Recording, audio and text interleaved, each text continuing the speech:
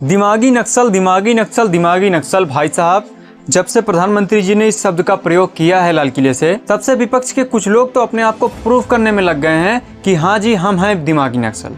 अब लंगड़े को लंगड़ा कहोगे भाई तो बुरा तो लगेगा, और इनको इनकी असलियत बता दिए हैं तो भाई साहब बुरा लग रहा है भयंकर। अब 15 अगस्त को लाल किले से प्रधानमंत्री जी ने ये कहा था हथियारबंद नक्सलवाद तो खत्म हो गया है, लेकिन अभी जो दिमागी नक्सलवाद है वो कहीं ना कहीं इस देश को खत्म करने की कोशिश कर रहा है, और ये इस देश के लिए सबसे बड़ा खतरा है। तो भाई साहब, ये बात किसी राजनीतिक पार्टी के लिए नहीं थी, ये चेतावनी थी उस दिमागी पाखंड के खिलाफ जो बंदूक न उठाकर विचारों के जरिए इस देश में दंगे फसाद कराना चाहता है। लेकिन भाई साहब कहते हैं ना कि इस देश में किसी चीज़ का मतलब कोई कहीं भी लिया जाता है। यही विपक्ष ने किया।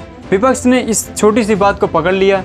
अब वो ये कहने पे लगा है कि अजी हम हैं दिमागी नक्सल। यहाँ तक कि पूर्व गृह मंत्री पी चिदम्बरम ने ये भी कह दिया है कि I am proud to be दिमागी नक्सल। अब सवाल ये उठता है कि भाई साहब, क्या विपक्ष सच में इसका मतलब सही नहीं जानती है, या फिर उसकी नीयत ही है कि देश की किसी भी सुरक्षा की बात की जाए तो वो तुरंत गलत मतलब निकाल देते हैं उसको। आज के इस वीडियो में हम इसे अच्छी तरह से समझेंगे, लेकिन इससे पहले अगर आप इंस्टाग्राम या फेसबुक पर देख रहे हैं तो कृपया फॉलो जरूर कर लीजिए, और अगर यूट्यूब पर देख रहे हैं तो कृपया सब्सक्राइब जरूर कर लीजिए। अब पहले आप तो ये समझिए कि पीएम ने असलियत में कहा क्या था। तो देखिए, पिछले एक दशक से माओवादी और नक्सल हिंसा में भारी कमी आई है।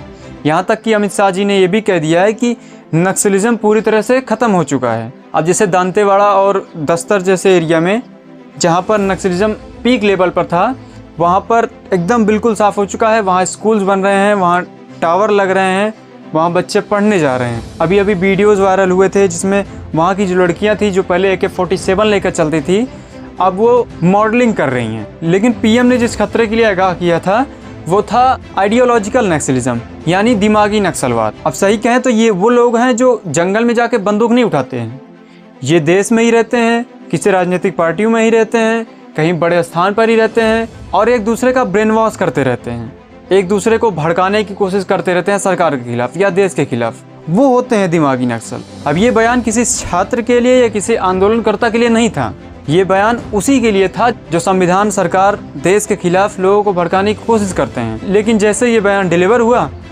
इधर भाई साहब विपक्ष ने उसे तुरंत पकड़ लिया, अब उसे दूसरी तरफ ले गए।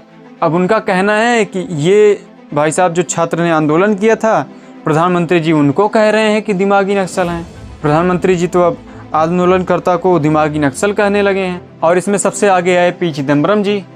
भाई उन्होंने तो ये कह दिया कि I am proud to be a दिमागी नक्सल। अब ये जो शख्स है जो ये कह रहा है कि I am proud to be a दिमागी नक्सल, ये रक्षा मंत्री रह चुका है, और इसके कार्यकाल में नक्सल हिंसा में हजारों जवानों और आम आदमी की जान गई है। और वही शख्स अब कह रहा है कि भाई साहब हम गर्व करते हैं कि हम दिमागी नक्सल हैं। तो क्या ये सिर्फ एक तंज था या वाकई अपनी असलियत बता रहे हैं? अब मेरे समझ नहीं आता कि जब देश का प्रधानमंत्री इन नक्सलिज्म के खिलाफ खड़ा हो रहा है तो विपक्ष इतना डिफेंड क्यों करता है उनको। आप देख लीजिए, जब एक नक्सली मारा गया था, नाम अभी नहीं याद आ रहा है, तो उसके खिलाफ बड़ा लोग बयानबाजी किए थे, दिल्ली में प्रोटेस्ट हुआ था उसके खिलाफ। क्योंकि अगर आपकी नीयत साफ है, आप देश और जवानों के साथ खड़े हैं, संविधान के साथ खड़े हैं, तो आप इस पर फालतू आपत्ति क्यों जता रहे हैं? अब इस बयान को दूसरी तरफ ले जाने की कोशिश जो है वो राजनीतिक फ़ायदा उठाने के लिए की गई है, और उसमें पहली राजनीतिक फ़ायदा ये है कि ये वोट बैंक का काम कर रहे हैं। अब आजकल आप जानते ही हैं किस तरह से छात्र आंदोलन कर रहे हैं, चाहे दिल्ली में हुआ या अभी जो झारखंड में हो रहा है।